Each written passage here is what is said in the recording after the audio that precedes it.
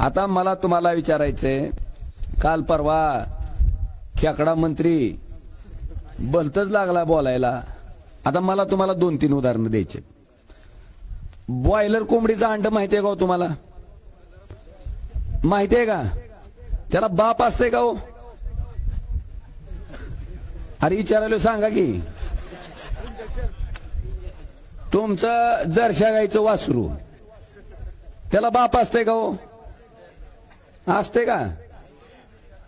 मग अशी बॉयलर कोंबडीची अंडी, जरशा गाईची वासरं जर मला माझ्या बापाबद्दल बोलत असतील तर बापानो, तुम्ही कुणाच्या पोटी जन्म घेतलाय, मी कुणाच्या पोटी जन्म घेतलाय मला माहिती आहे.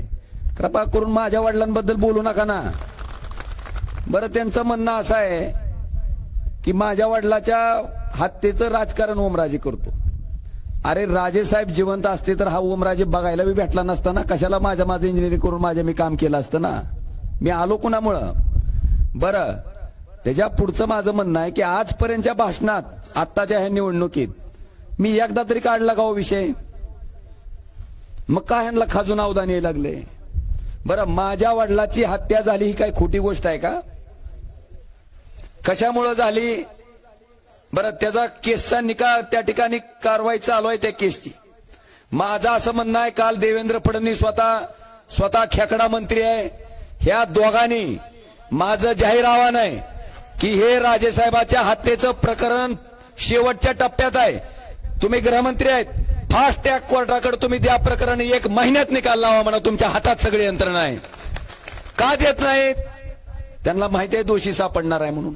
रोज तारखा वाढवून घेतल्या जातात, रोज काही ना काहीतरी कारण दिलं जातंय.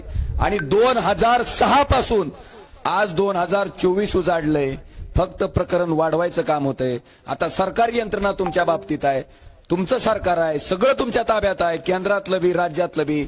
माझं त्यांना आव्हान आहे की तुम्ही तुमची यंत्रणा वापरून महिन्यात काय तर दूध का दूध, पाणी का पाणी करून टाका ना म्हणो, सिद्ध तर होऊन जाईल. पण कृपा करून मला डागण्या द्यायचं काम करू नका.